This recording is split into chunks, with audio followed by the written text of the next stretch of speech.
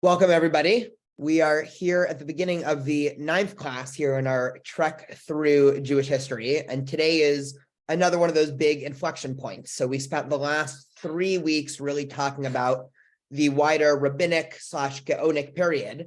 And so we are about to go on another one of our geographical moves. So just for people who like to think of Jewish history more geographically, this hopefully will be somewhat of a helpful course, because just to give a geographic summary of where we're at so far. So we spoke a lot about, obviously, the inceptions of Judaism centering around the Middle East, specifically Israel. Obviously, a lot of our biblical stories take place from Egypt to Israel to the Transjordan, what we would call modern day Jordan. Then, of course, Babylonia, or modern day Iraq, and a little bit of Iran plays a huge role in Jewish history, starting from the 6th century BCE, but more prominently as the birthplace of the Talmud and the subsequent Gaonic period. And so we're going to start off today by just finishing off our conversation of the Gaonim, right? This is the post-rabbinic period. And then we are moving all the way to Europe for the next couple of weeks, because this is where we really get our next major historical inflection point in Jewish history, where if we think of Jewish history from the point of view of centers, so obviously Jerusalem was the center of Jewish life for thousands of years. Then the center of Jewish life switches to Babylonia. We talked about that last time. And today we are going to switch our Jewish center to Spain. And so Spain is going to be the center, not necessarily the only place, of course, that Jews lived in Europe, but Spain is now going to be our new de facto center of Jewish life for about 300 years. And so we're going to talk a lot about the medieval Jewish period, and we'll talk about, probably this will take us a couple of weeks, because medieval Judaism is really when a lot of the creativity, and creativity with a lowercase c, so we can think of creativity in terms of the arts of poetry and songs and a lot of our liturgy that we use on our holidays, all the way to Jewish legal creativity, right? This is when scholars were starting to dissect the Talmud and start to read from it, all the way to philosophic creativity. The Middle Ages was, of course, an immense time of Jewish dispersion and travel. And one of the things that happens, of course, when you travel is you come into contact with new people and new ideas. And all of a sudden you have to figure out, okay, if Jewish tradition is telling me this, and everybody else in the city, country, state, whatever we want to think about it, is thinking this, how do we reconcile that? And all of this is really going to take place in these 300 years from about 1000 to 1300. So I'm going to share my screen and we'll get into our medieval Jewish history unit here, which I am really excited about. Perfect. Okay. So just to, again, give some dates. So we are finishing off our discussion on the Gaonim, and we really spent a lot of time last week talking about this Gaonic period. And one of the interesting things about the Gaonic period, and also the early medieval period, and here I think we get into an interesting methodology conversation. And one of the things that I'm constantly trying to do in this class is really give a little bit of everything. So some of it is academic methodology, some of it is Jewish tradition, some of it is just standard history that you might read in a textbook. One of the most famous discoveries that's ever happened in the Jewish world was known as the Cairo Geniza. And the Cairo Geniza, just to give a little bit of background, so in Jewish tradition, if you have the name of God on something, you're never supposed to throw that out, which is extremely inconvenient if you imagine a group of people that are producing a lot of texts, all with the name of God, and not only religious texts, but say I wrote Susan a letter because I hadn't talked to Susan in a while. It might have been very normal in the medieval period to end my note by saying, thank God, or please God, or if God wills it, right? Again, writing God's name. And then when Susan gets that letter, all of a sudden, Susan doesn't just have a letter or an email that she can delete or toss in the trash. All of a sudden, Susan now needs to go to the local synagogue usually, right? This is one of the services that ancient and a lot of modern synagogues still runs. And they would have a room, quite literally in the ancient world, usually a basement or somewhere stowed away, that they would stash all of these papers.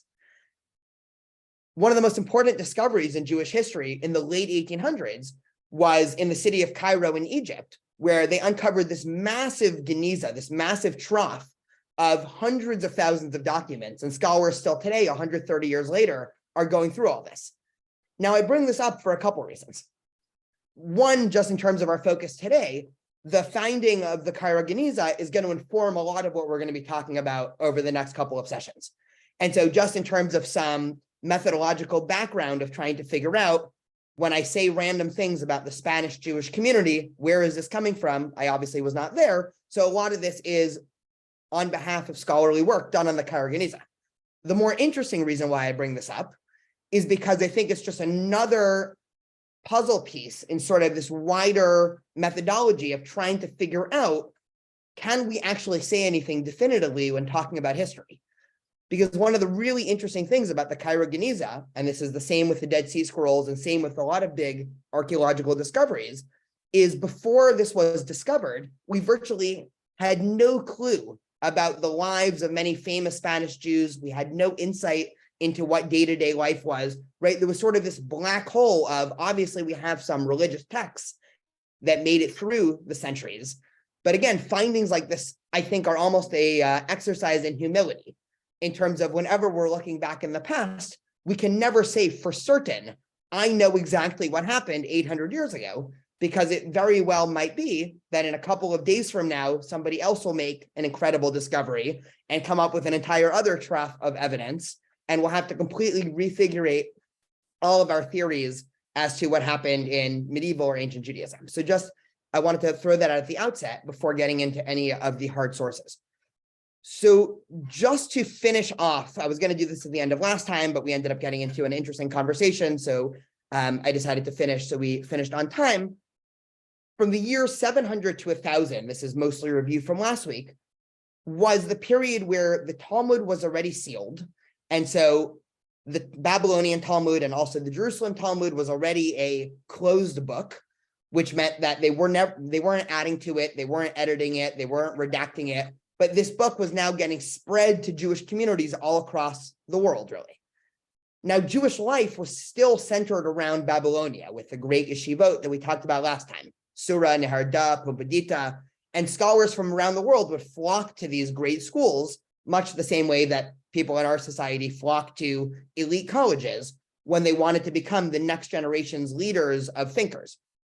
And so what happened was this really interesting exercise of, for anybody who's ever studied Talmud before, we know that the Talmud is extremely elusive and hard to understand and oftentimes vague, and the Talmud is not a great day-by-day guide for how to live your life. The Talmud is a series of conversations. And so one of the most important things that the Geonim did in terms of Jewish law and what they've added to, again, Jewish literature over the course of years, is they were the founders, discoverers, starters of what we call responsa literature. Now, what's responsa literature? Responsa literature is exactly what it sounds like. You have a difficult, a novel, a new Jewish question, and you have no idea what to do. And you've searched the Mishnah and the Gemara, the Talmud and the Tanakh, and you just have no idea how to navigate all these conflicting ideas and data points and data. And so you send a letter to great rabbis in the ancient world. And again, because Jewish life was centered around Babylonia, great life in the Jewish world was all the Geonim, right? Geonim just means the great ones, to Babylonia. And so just to sort of summarize this, because probably either later today or next week, we're going to juxtapose this with what the medieval rabbis did once they got the Talmud. But in terms of conceptualizing as to what the Geonim did for our Jewish literature over the course of years, I wanted to just read this quick quote by Professor Aryeh Leibowitz, who wrote a fascinating article of different ways of understanding the Talmud over the years. And he contrasts the Geonic period with what he then calls the medieval period. So we'll talk about this a little bit later. But he writes as follows, and I'll scroll in for people that might have trouble seeing.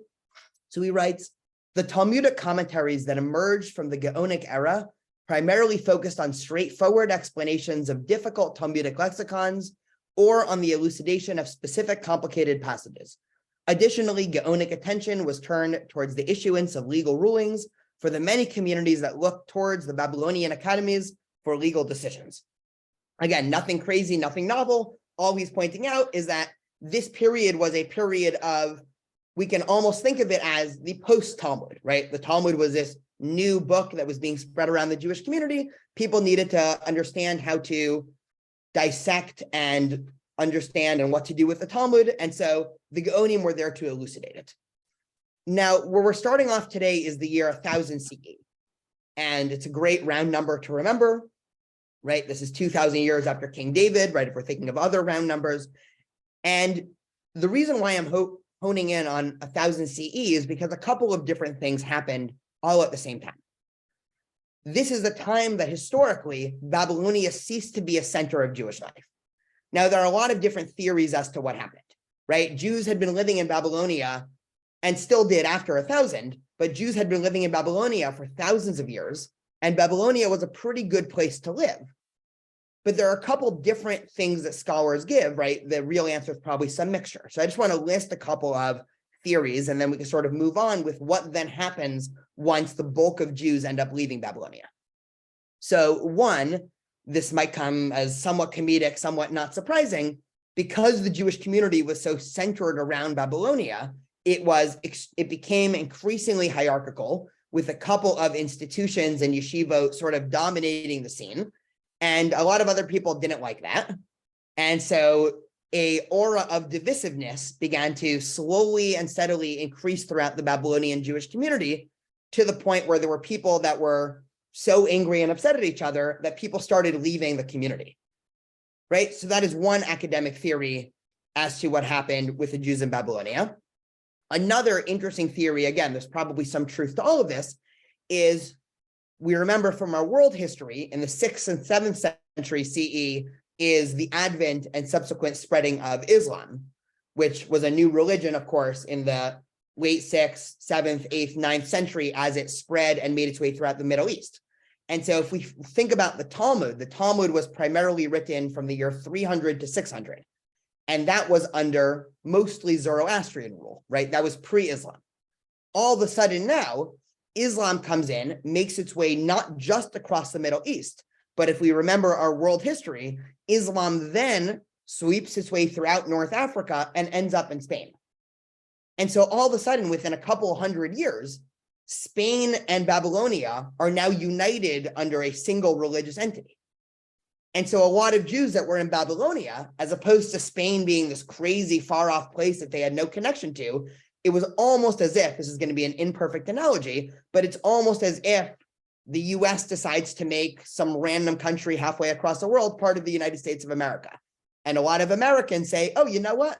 Might as well travel there, right? Don't need to get a new passport. Everyone will be speaking the same language. There'll be cultural fluency. And so to some extent, that also happened with Jews in Babylonia. There's also a lot of interesting theories that in Babylonia, in the 6th, 7th, 8th, and 9th century, there was increased Islamic religious fervor there. And life under Islam in Babylonia was getting increasingly tough to be Jewish. And in Spain, there was sort of an aura of, I'm going to say liberalism, even though we sort of all know that I'm not talking about modern day Western liberalism, but an aura of liberalism and freedom of spot in Spain, even though it was under the Islamic Moor rule. But still, a lot of Jews felt that that was going to be freer. And so for a series of all of these different reasons, the bulk of the Jewish community left Babylonia, and we eventually end up with this map. And I'll scroll in a little bit on this map. And this is when we get the famous Ashkenazi, Sephardi, and I'll say also Middle Eastern or Mizrachi divide. What is this divide, right? This is probably a review for a lot of us, but for all of Jewish history prior to this, all Jews were basically living in the Middle East, whether in Babylonia or Israel. All of a sudden now, the Jewish world is geographically spreading all throughout the world. Again, this was before the Americas were quote unquote discovered. I hate that term, but at this point, we can think of the world as this map. And so the Jews that stayed in the Middle East, whether in Babylonia or Israel, or a lot of Jews lived in Egypt, those Jews became known as Middle Eastern Jews, right? The ones who stayed in Mizrach, and today they are known as Mizrachi, right? the Jews who ended up going to Spain, right, again, followed this map, right, from Babylonia through Syria, through Egypt, through Libya, all the way up to Europe into Spain. And Spain became a dominant center, right? The word for Spain in Hebrew is just Sfarad, right? So this was the advent of what we call Sephardic Jews.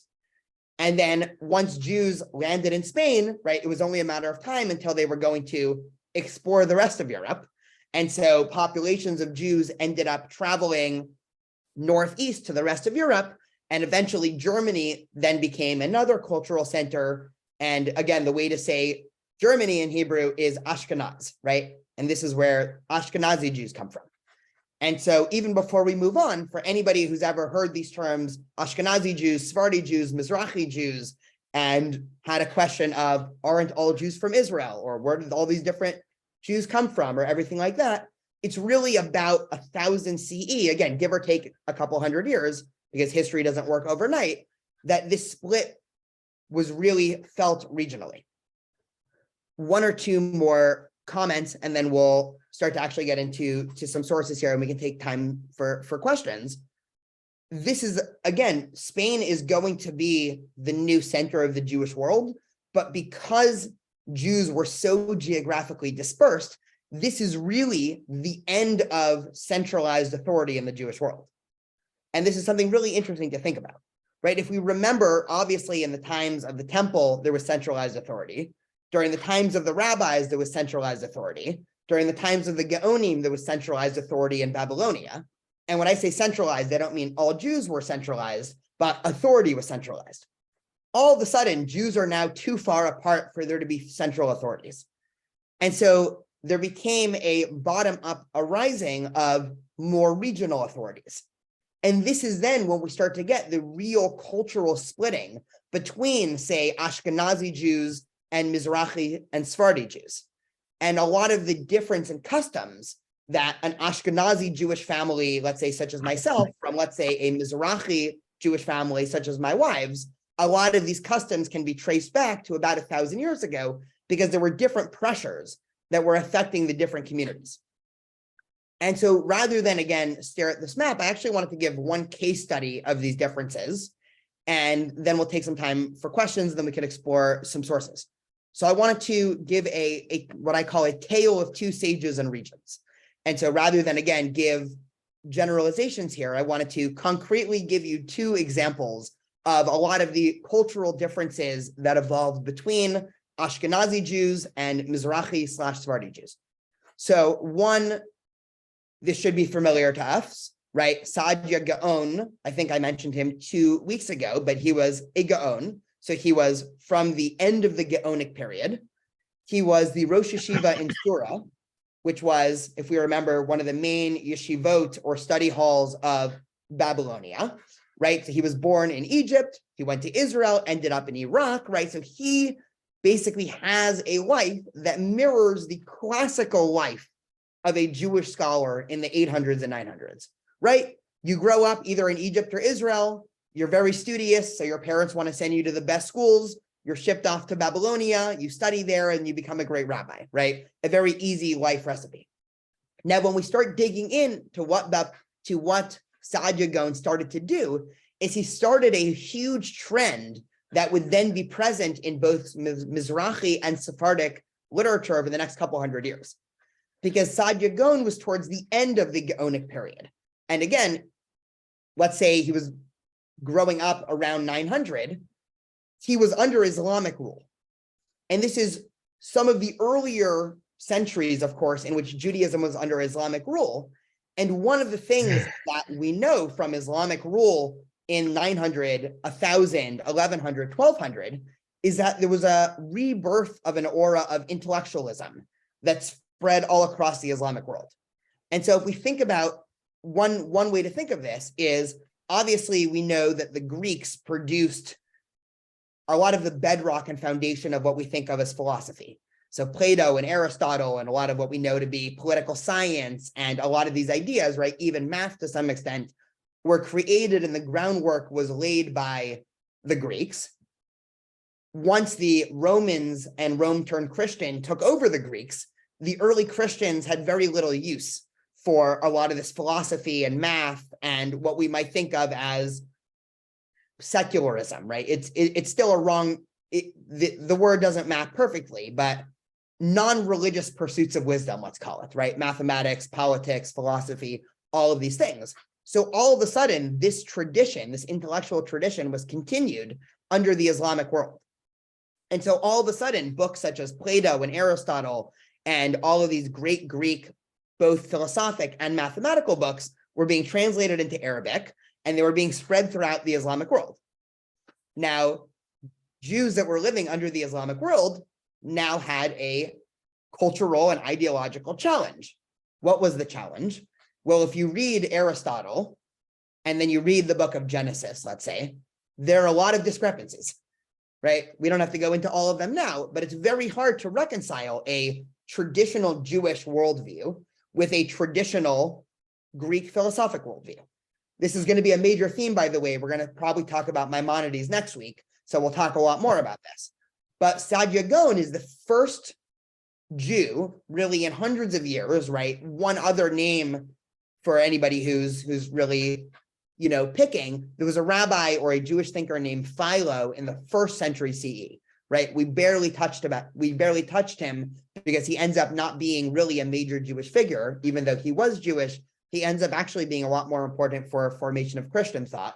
That's a whole other conversation.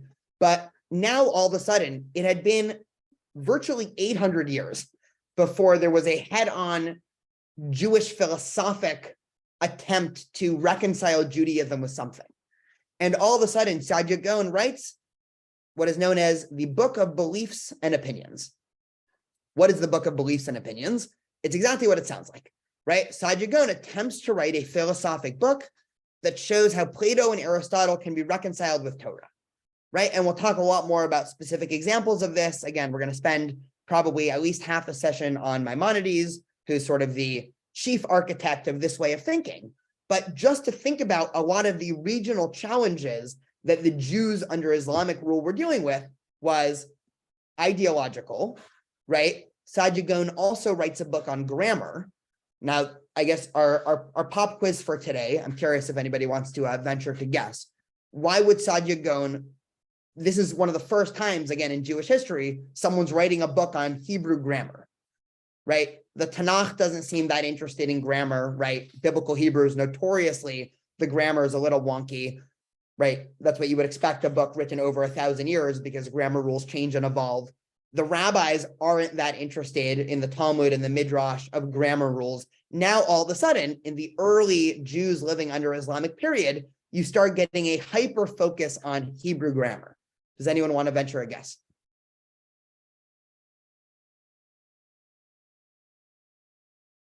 Maybe so people would continue to speak Hebrew or read Hebrew and not read Arabic.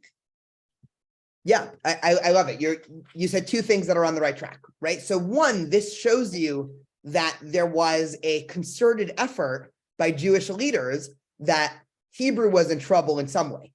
And you compared it to Arabic, which is really interesting because that's almost exactly right. One of the things that Islam was based off of and still is based off of is the idea that both Arabic and the Quran are perfect, right? The idea that the Quran is the most beautiful literary text to ever be written, and that Arabic is the most perfect language to have ever been spoken and used. Now, again, think about this from the perspective of Jewish leaders. Your chief competition for, right, same questions we deal with today, right? Your Jewish child, nephew, grandchild is going off to college. They're going to interact with a lot of people who aren't Jewish. What are you afraid of, right? What are those societal and cultural forces that might convince that person to stop being Jewish and do something else? So the first one is, of course, philosophy. And the second one is, right, you're worried that they're going to be convinced that actually, no, the Quran is a better book than the Torah, and Arabic is a better language than Hebrew. They should just convert to Islam. And so all of a sudden, you start to see a proliferation of Jewish texts specifically talking about grammar and parsing the Torah, almost as Muslims used to parse the Quran. I don't know if anybody here has heard this idea, right? There's this popular misconception, I'm going to call it, not really a misconception, a popular idea that's somewhat of a misconception in the Jewish community, where people say, I've heard that the Torah never wastes even a single letter, right? So every word in the Torah is there for a reason. Now, this idea really, you don't see in Jewish history until this period. Because again, if your competition is the Quran, which is the most perfect book to ever exist, you have to make sure the Torah is able to compete with that. And so again, this was all symptomatic of Jewish life under Islamic rule. And so if we think about the early Sephardic or Mizrachi Jewish tradition, it was really a case study of working hard to keep Jews Jewish. And what I mean by that is there were a lot of sociological forces, and mostly intellectual, by the way, that were pulling at Jews and trying to pull them away from the Jewish community, be it other religious traditions, be it Greek or secular philosophy, be it the arts. And so one dominant theme that we're going to see with Jews under Islamic rule, right, both Mizrachi and Sephardic Jews, is a production of Jewish culture that mirrors these things. So now is when you start to see Jewish philosophy, Jewish poetry, Jewish songs. These things were virtually non-existent previously, right? So that's one thing to throw out there, right? And now let's compare this with our Ashkenazi brethren who, right, Rabbeinu Gershom is a famous Ashkenazi rabbi, right? He lived right after Saadia Gaon, but again, within the same 100-year period. And Rabbeinu Gershom is paradigmatic of an early Ashkenazi Jew, right? He gets to Germany, and Germany at that time is, of course, under medieval Christian rule. And this is as medieval Christian rule was getting increasingly intolerant. Again, if we think about the Crusades started in 1096, right? So this is about 100 years before the Crusades, but, you know, it takes a while for tensions and ideas to boil. And one of the most famous things that Saadia Gaon does, that Rabbeinu Gershom does, that creates a strong division between Ashkenazi and non-Ashkenazi Jews is he says polygamy is over, right? And if we think about this, right, this is a crazy law, right? I mean, today we don't think of it as crazy, but think about it, right? In the Bible, in the Torah, in the Tanakh is full of polygamy, right? Jacob, of course, has multiple wives. Solomon, you can't even count how many wives he has, right? It was basically, I mean, the rabbis in the Talmud are a little bit uneasy about this idea of polygamy, but polygamy was a normally practiced thing all throughout the Middle East until, I mean, in some communities, they still do it, right? So polygamy was endemic to the Middle East. And so if you were a Mizrachi or Sephardic Jew, of course you were engaging in polygamy because that was a cultural norm. All of a sudden, Rabbeinu Gershom comes and he issues a famous takana, right? A famous, I'm forgetting the English word here, right? A famous enactment, and says polygamy is now asur, right? It's a banned under Jewish law. Now, why would he do this? So, right, scholars are obviously very interested in this because this represents the big inflection breakoff between Ashkenaz and the rest of the Jewish world, right? This is the Ashkenazi Jews basically saying, we are culturally modifying the tradition and adding in new guardrails, is probably because the biggest threat to Judaism under Christian rule was not intellectual sociological forces, it was physical sociological forces. What do I mean by that? For most of Jewish history under Christian rule, it's no secret that Jews were persecuted. Jews were attempted to be made out to be every terrible thing you could imagine. This is well after the idea of deicide and Jews being responsible for killing Jesus spread throughout the Christian world, right? That's based back to the 4th century, right? So anti-Semitism was increasing throughout the Christian world, and increasingly Jews were being pegged as these unethical, immoral, terrible, devil, you know, whatever words we want to use. And so Rabbeinu Gershom, as a leader in the community, has an idea. And again, scholars debate on exactly how strong to put this, but to say, listen, we're not living under a rule where polygamy is normal anymore. let's try to normalize Judaism to the cultural conditions we're in and say that polygamy is now banned, right? This wasn't because I don't think, I mean, I wasn't there and we know very little about his rationale behind this. This is just what scholars assume. I don't think it was because he woke up one morning in the year, I don't know, 10, 12, and said, you know what, it's actually better if everybody just has one wife, right? It was because these cultural and sociological forces. And again, this now represents a departure from the Babylonian academies, because now Ashkenazi Judaism is no longer going to the Sephardic and Mizrachi world for their guidance. They're staying local. And so, again, all of these reasons are why you start to see these massive cultural and eventually actually religious differences growing between Ashkenazi Jews, Sephardi Jews, Mizrachi Jews, to the point where today, 1,000 years later, everybody can clearly pinpoint what some major differences are between Ashkenazi, Sephardi, and Mizrachi. And all this is to say, right, the theme of trying to understand Rabbeinu Gershom, and then we'll take some questions and talk for a bit before we move on, is Rabbeinu Gershom starts to Europeanize Judaism. And this is a theme that we're actually going to see a lot among Ashkenazi Jews, right? Of course, this happens again in the 1800s after the Enlightenment, but an attempt to make Ashkenazi Jews seem more European in efforts to fit in amongst wider Europe. Taking a step back and opening up for any questions and comments. And I see that there are some chats here.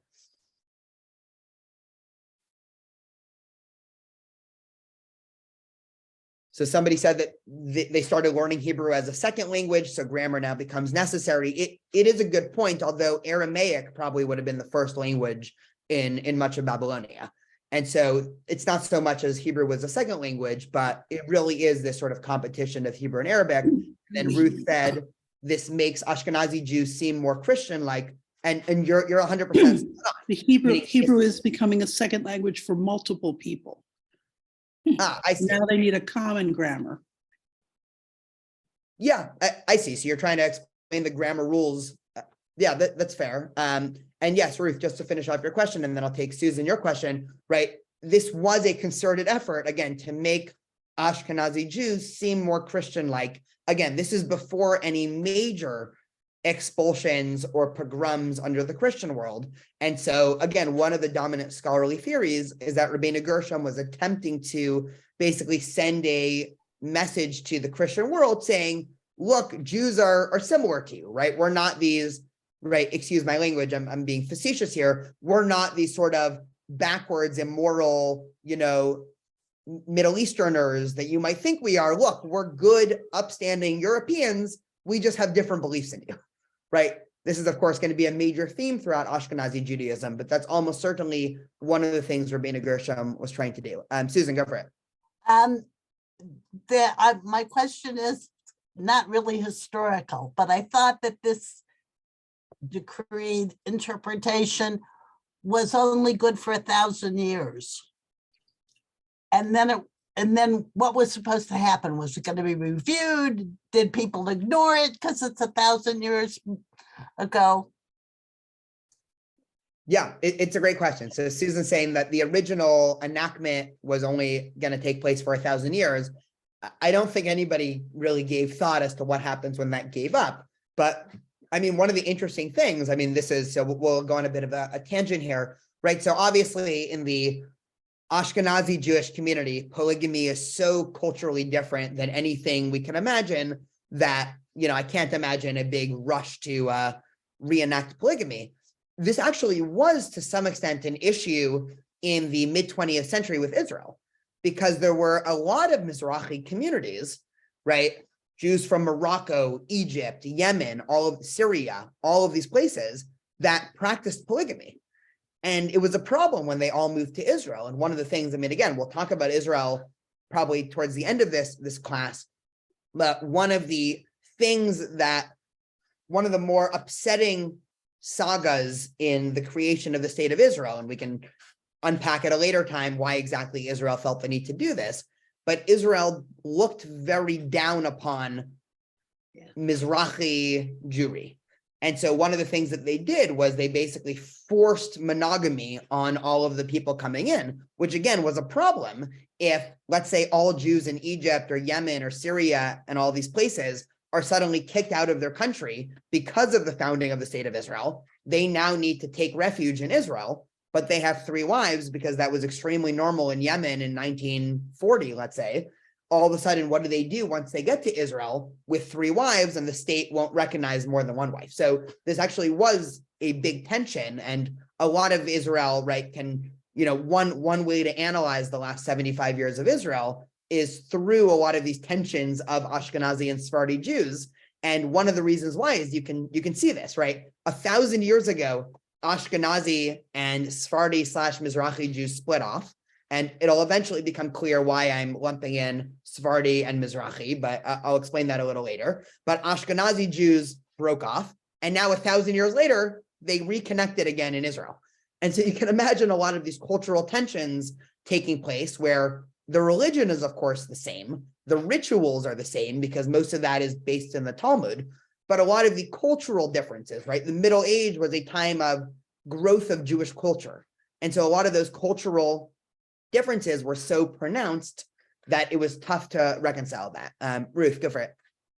Well, as a teacher of grammar, the kids used to say, why do we have to learn this? Why is this important? I mean, even spelling rules were very fluid, and I'm just talking about English. But if you want to be understood and you want to be able to convey exactly what you mean, you need to have some kind of structure. You can't just go spelling things any way you want them to, or if you need to show time, tenses, case, all those things.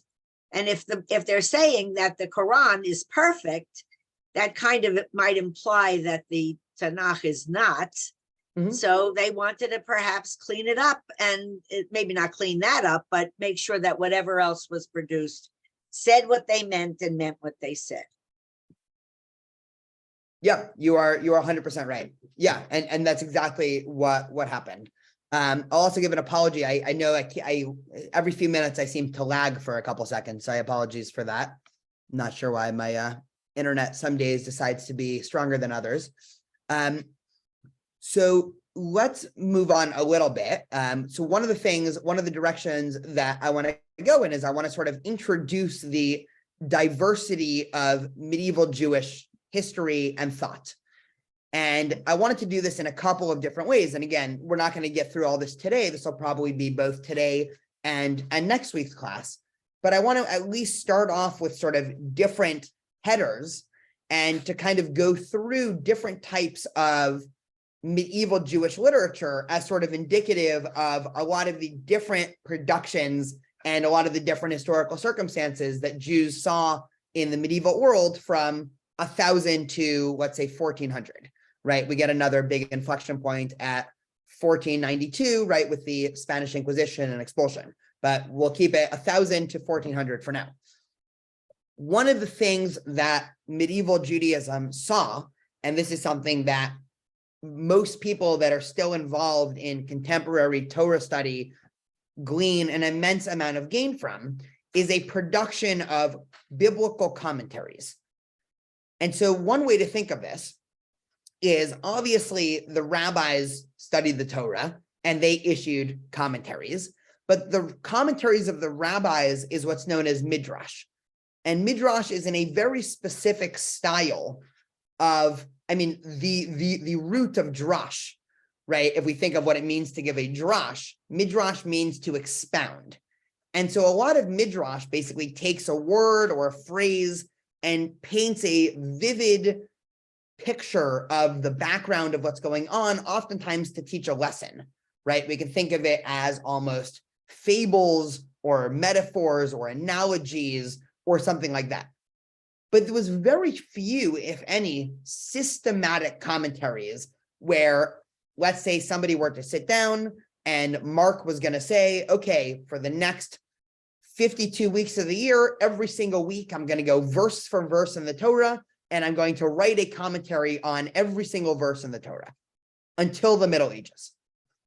And this is something that, again, should be in the repertoire to some extent of, if people want to be well familiarized with Jewish literature, right? A lot of these books and commentaries are going to be indispensable.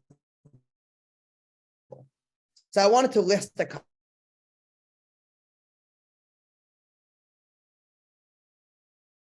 couple, and then we can actually style of medieval different communities. So let me share my screen.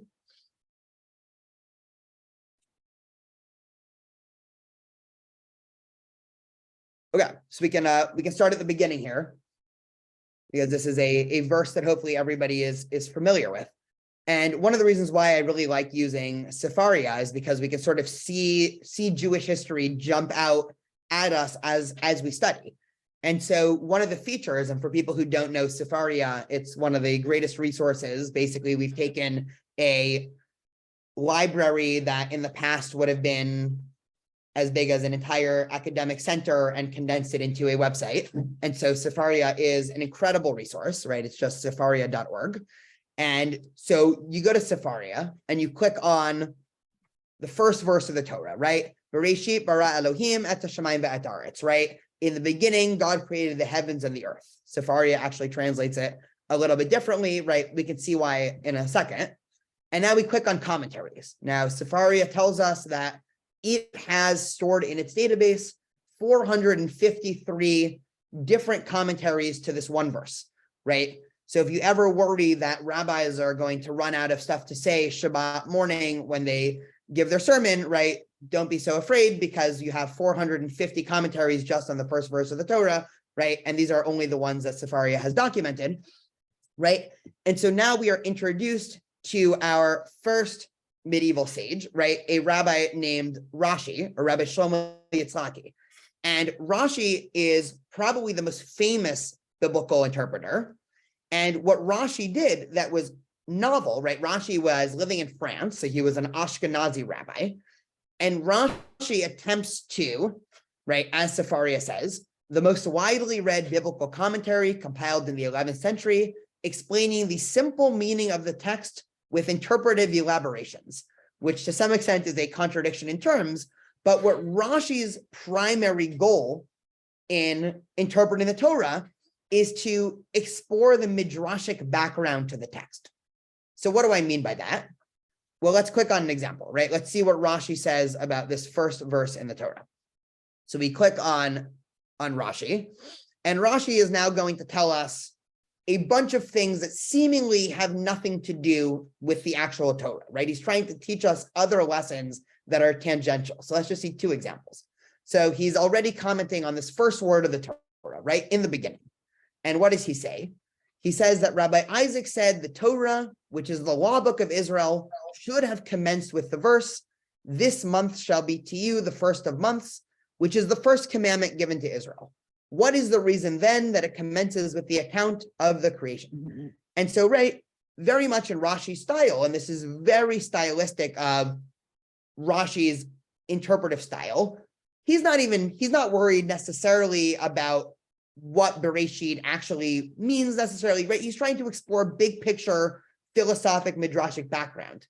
And his question, right, this is a very famous one, is he says, why should the Torah bother starting with creation of the world? The Torah is a book of law, right? Just tell me what I need to do.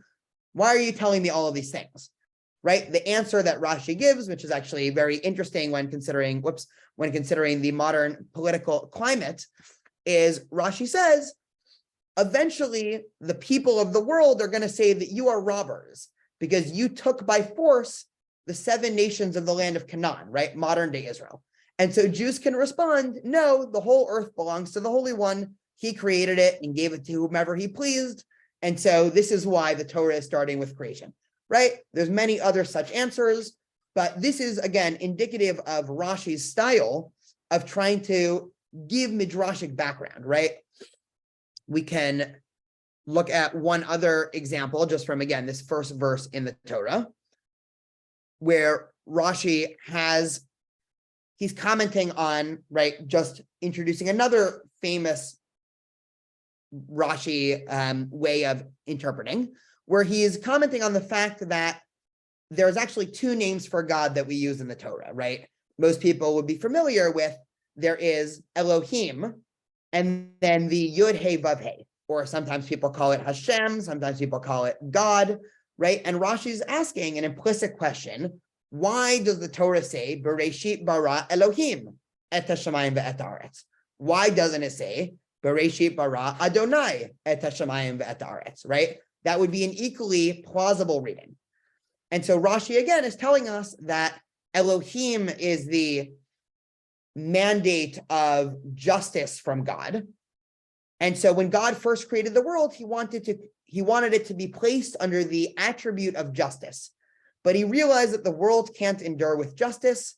And so he gave precedent to divine mercy and allied it with justice, which is why eventually in Genesis 2, it says, in the days that Hashem or Adonai Elohim made earth and heaven, right? All this is to say, right, if any one of these examples sort of went a little bit over some of our heads, that Rashi's style, which was very indicative of early Ashkenazi biblical interpretation, was attempting to, again, use the rabbinic tradition, right? This is going to be the important kicker. Use the previous rabbinic tradition in the Midrash and apply it to the Torah. Now, there's a very good reason as to why Rashi was trying to do this. And it's going to connect to all of our reasons from before, which was Rashi, as a French Jew living in the 11th century, was living under Christian rule. It just so happens, right, I'll say this facetiously, that Christians also share the first half of the Bible with us, right? The Old Testament and the Tanakh are the same book. The Old Testament has a slightly different order. And so what was the problem? Well, Christians were attempting to read the Old Testament as if this was obviously the precursor to Jesus, and everything was typological connections to Jesus. And really, when Abraham was sacrificing his son Isaac, that was a metaphor for Jesus, and Moses splitting the sea was a metaphor for Jesus, and Jonah and the whale was a metaphor for Jesus, right? There was a very specific exegetical or interpretive way that medieval Christians were reading the Torah. And so medieval Ashkenazi Jewish thinkers attempted to basically say, we also have our own exegetical tradition, and here it is. It is completely different than the Christian tradition, which tangentially is one of the reasons why a lot of medieval Christian anti-Semitic attacks specifically attack the Talmud, right? This is something that actually continues in a lot of white nationalist communities today. This is the tangent, but it might be a little bit interesting, is you see this hatred for the Talmud, right? Specifically the Talmud. And that actually goes back to medieval Europe, when the Talmud was seen as the quote unquote wrong way to interpret the Old Testament, as opposed to the right way, which was typological.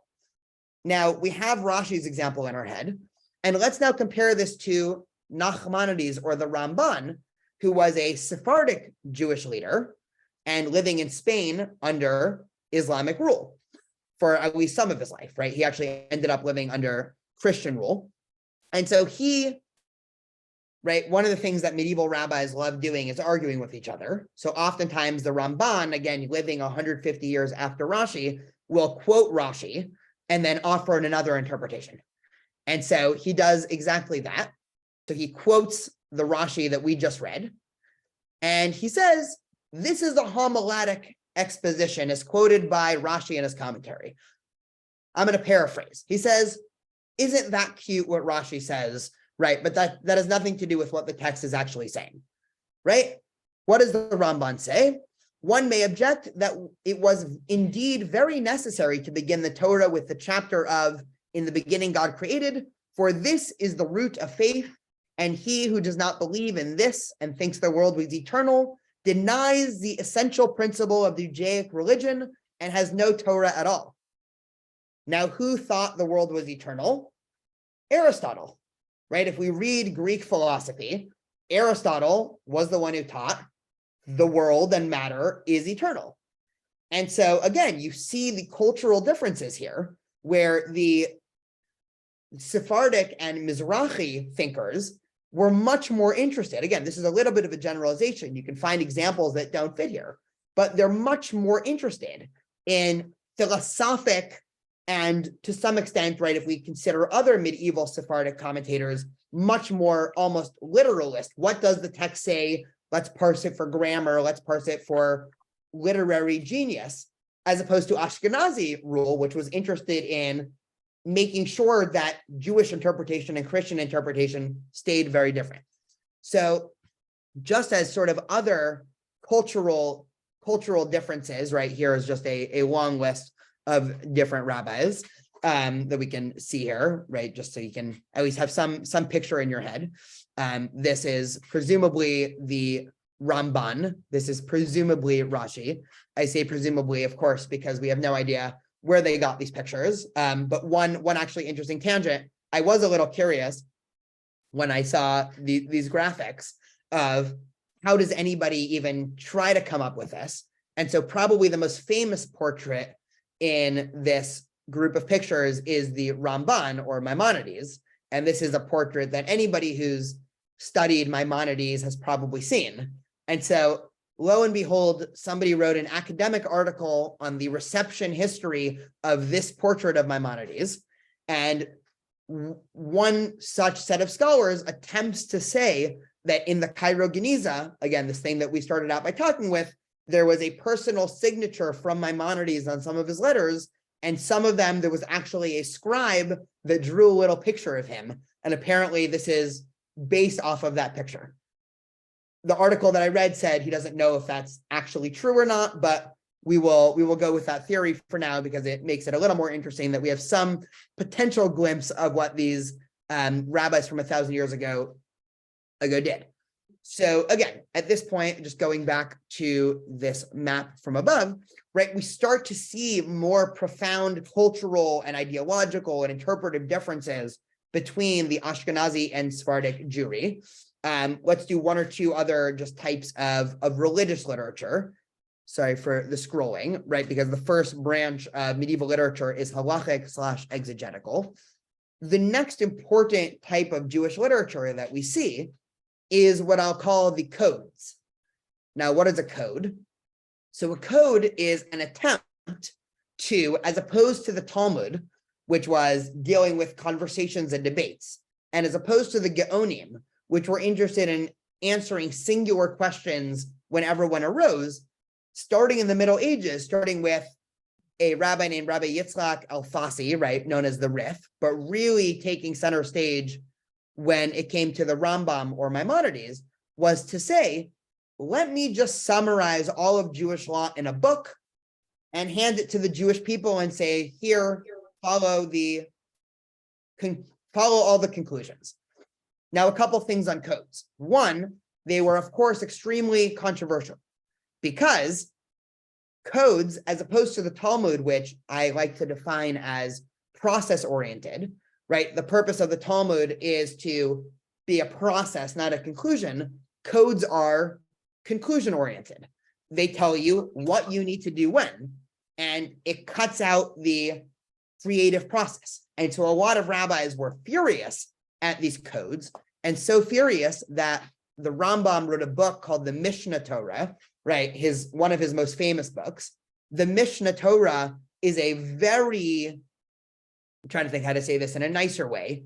It's a very cocky, I won't say it in a nicer way, a very cocky title, because what does Mishnah Torah mean, right? The word Mishnah comes from the word Sheni, right? The second. And so the Rambam basically titled his book, The Second Torah, right? So one of the things that he writes in the introduction is the only thing a Jew will need to live as a Jew is the Torah and my second Torah, and they can cut out all other literature. This, of course, was very upsetting to a lot of other Jewish thinkers. And so the Rambam or Maimonides books were actually the Jewish book that's been burned by Jews more than any other book throughout history were Maimonides books, because he was an extremely controversial figure. We'll talk a lot more about him next week. But one of the reasons why he was so controversial was because he had this idea to say, I'm just going to write a code book of how to practice Jewish law. So just to see one example of what a code might look like, and just in case anybody wants to figure out how they could eventually see this, right? So in Sefaria on the homepage, this is completely tangential, but a lot of these works start to come about in the Middle Ages. So you have overarching categories. And so if you go to the halacha, right, the Jewish legal category, the Mishnah Torah is the first one because it was the most famous and important. And let's say we're about to celebrate the holiday of Purim. And so let's say we click on a random chapter for the laws of Purim, and Maimonides tells us exactly what we need to do in order to celebrate Purim, right? We're starting in chapter 2. So we'll just read 1 or 2 examples. He says, if a person reads the Megillah, right? This is, of course, Megillat Esther that we read on Purim in improper sequence, he does not fulfill his obligation. Again, conclusion oriented. There's no debate. There's no conversation. There's no, this rabbi says this rabbi says this, right? Just case fact. If a person was reading, forgot a verse, read the following verse, went back and read the verse he forgot, then read a third verse, he does not fulfill his obligation because he read a verse in improper sequence, right? So in this case, you do this, in this case, you do this, right? And the Mishnah Torah is quite big because, again, summarizing the Talmud, you can't do in one book. So the Mishnah Torah is enormous, just to scroll through to see how big it is, right? Each one of these headers is a separate book.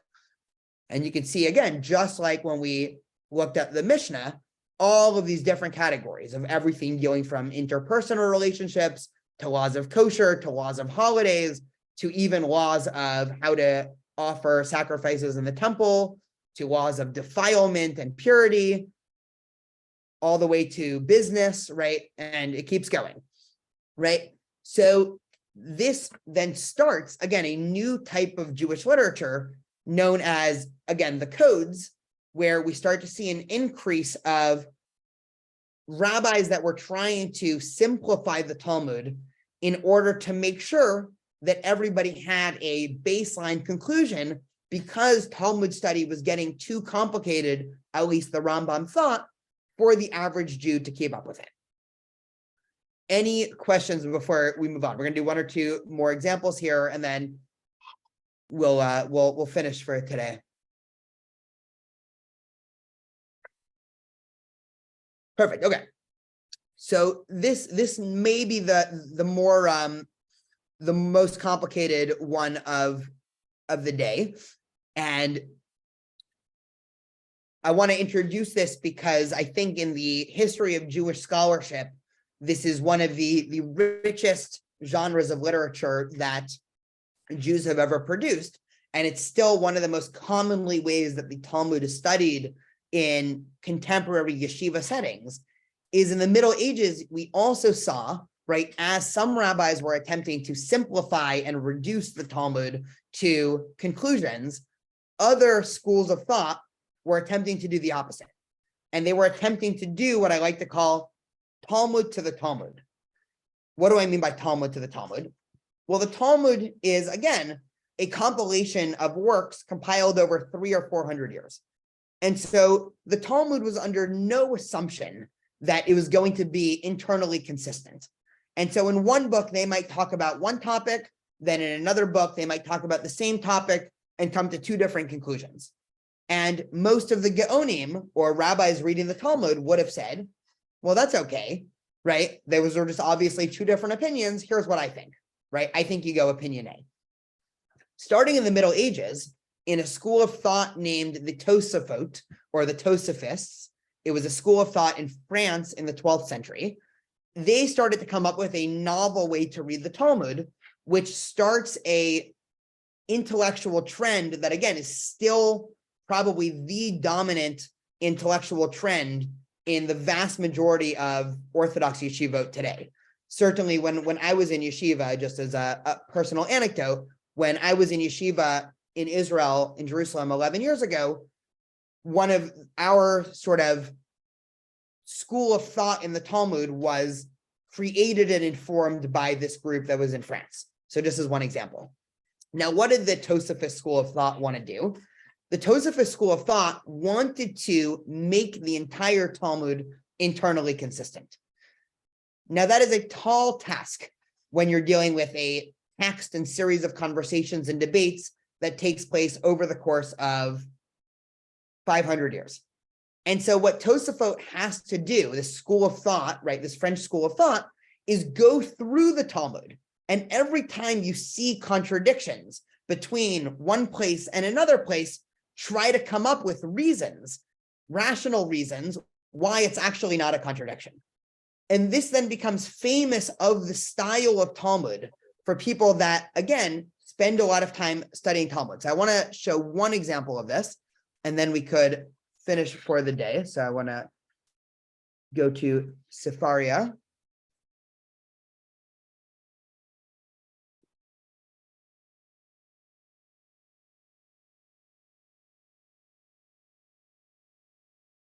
Okay, so we'll just give one example of a very indicative passage of the Tosafist school of thought, right? So we are in, just for some reference, this is the Talmud when it deals with the laws of Passover and having a Passover Seder. And so the Mishnah or the Talmud says something very simple.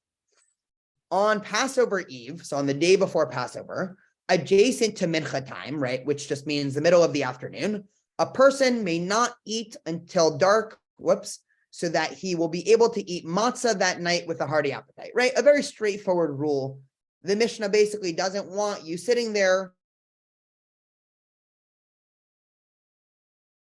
and let's say pass on a Tuesday, so the Seder is late. Talmud is not sitting there 4 o'clock with a bowl of cereal, afraid that by the time you are going to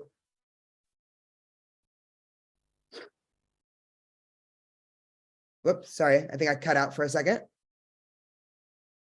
Just to rephrase that, because I'm not sure how much people heard, right? The Talmud doesn't want people sitting there right, completely full if they've snacked ahead of time, right? A very straightforward rule, right? So now let's go into the commentary for a second. And so again, if anybody ever wants to figure out how to look at this also, right? You just go to commentary, Talmud, and Tosafot is, again, the second source after Rashi. And just to read Sefaria's summary of the Tosafist school of thought, is an analytical commentary addressing textual difficulties and harmonizing conflicting passages, right? So exactly as we described before. And here's what Tosafot says. Perfect. So I realize that they don't have the translation here, but I'll try to translate as I go, and we'll just do 2 or 3 lines of this just to show an example. So what Tosafot says is ve'im tomar, right? If you say veha, right, introducing a question, but wait, amar bechol sha'a la'ayil, right? It says in another place in the Talmud, b'tsekot shel nachrim memale adam kriso mehem bilva chiachol kazayet matzah be'achrona, right? So Tosafot, the school of thought, finds another place in the Talmud where it says explicitly on the day before Pesach, you can stuff your face with bagels as long as you're able to eat a tiny bite of matzah at night. This is obviously a contradiction because the text here says you cannot eat anything. V'hacha, right? And here in our case, asar lachol afilu miboid yom. And here in our case, it's saying you can't eat the entire afternoon, right? So this is a problem, right? Now, this wasn't a problem for the Geonim because the Geonim would have said there's obviously 2 different opinions, right? One opinion thinks you shouldn't be eating on the day before Pesach. And another opinion says, of course you can eat before Pesach as long as you eat a little bit of matzah. We can listen to Tosafot's answer, right? This is more important for the question, but I don't want people here going out of Zoom just curious how to reconcile this Talmudic difficulty. So his answer is V'yesh lomar, right? My answer, Deba'oto asuda adam nizher ve'eno ochel kod soba'o kedei shiachol matzah l'tayavam. Aval mibod yom ein adam nizher ve'ochel kol soba'o v'savar sha'ad halayla yitaveh ve'adarabah, right? So just to translate Tosafot's answer, right, we can decide in a second what we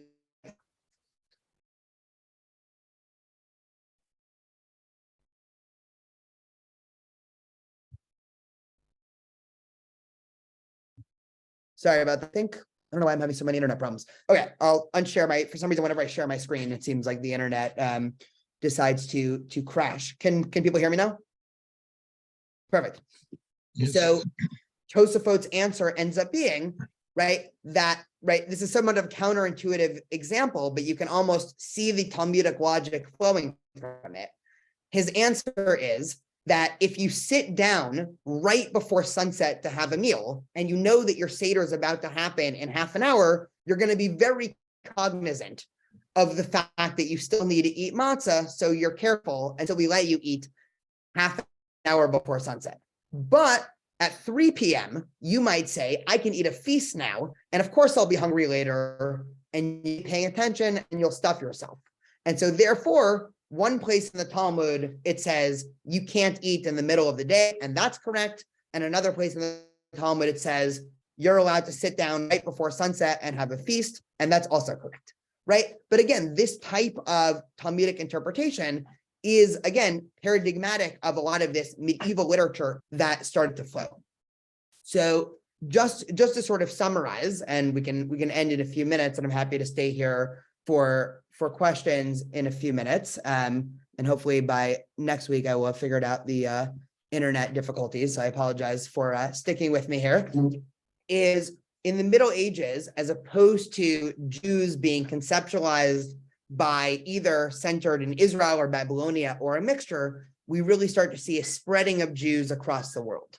And this spreading introduces multiple different types of literature, art, culture, exegesis, right? All of these type of things. And we can start to see how and why Ashkenazi and non-Ashkenazi Jews become as diverse as they do. Because again, one is under Islamic rule and has some sociological conditions and pressures, and the other is under Christian rule and also has very different sociological conditions and pressures. And so next week, we will hone in more on medieval Spain and really start to figure out why Spain was such a flourishing ground for a lot of Jewish literature, including philosophy and poetry. And we'll get to read some poetry and some philosophy next week. So for those who are excited about that, get ready. And otherwise, I'm happy to hang out and take some questions. Again, apologies for the spotty internet over the last hour.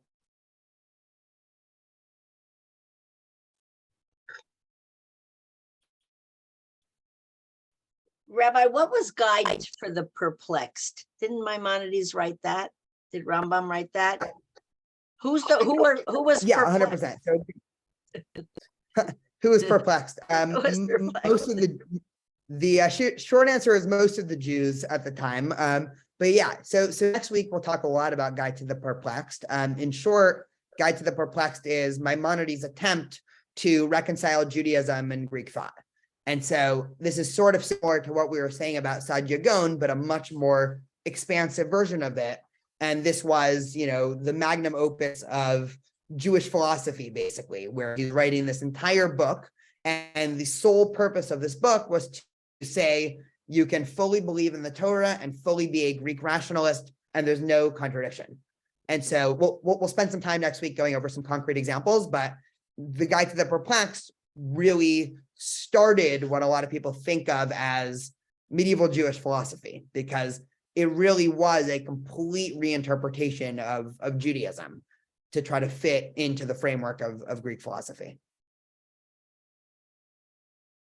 Right. Yeah, go for it, Susan. When the Ashkenazis outlawed polygamy, did they make laws about how to protect widows? Because I think in the Mideast, that's the whole purpose of the polygamy, is that you take your sisters and your brother's wives in, and whoever in the family had the most money had the most women they were taking care of. Yeah, it's a really good question.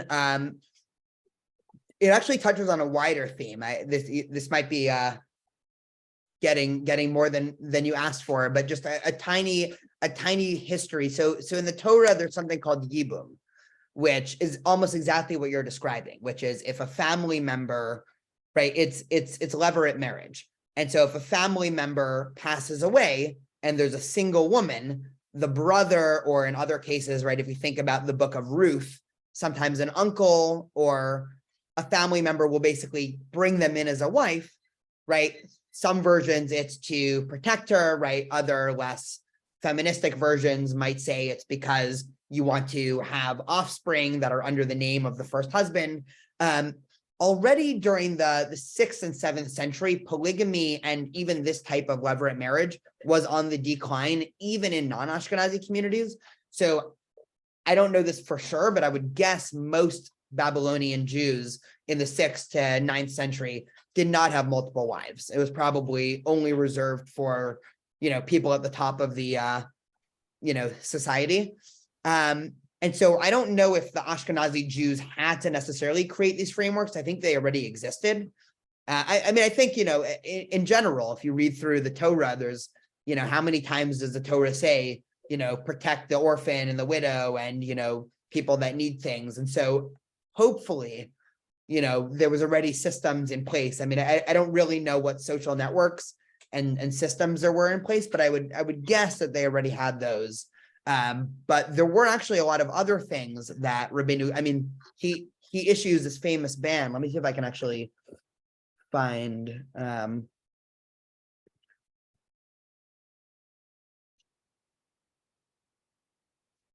was trying to find the initial ban, but there was like 15 different things that Rabbeinu Gershom outlawed that were, again, very paradigmatic. And a lot of them had to do with relationships, because just, taking one step back, Christian culture had a very different view of sex than what the wider Islamic world or Babylonian world. And so there was a lot more of an aura of sexual purity that Ashkenazi Jews confronted than non-Ashkenazi Jews.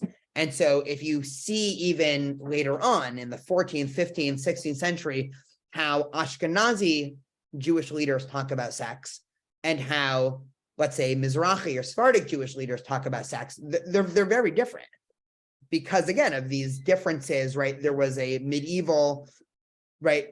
Another big one is divorce, of course, right? Divorce in the Christian world was seen as terrible and negative, right? In the Jewish world, divorce was always a very valid option. But in the medieval ages, you start to get Ashkenazi rabbis start to disparage divorce. Right. Again, it's not a coincidence. It's because you're now under a culture and society that talks one way about, relationships. And so all of a sudden you're gonna, whether it's because this is implicit or explicit, you're going to start to mimic a lot of those cultural assumptions. And so it's not dissimilar to Jews in America today, again, seeming a lot more, American-like in our Judaism than if we had never been to America. Got Of course, I'm just going to stop the recording, but I'm happy to stay here and keep chatting.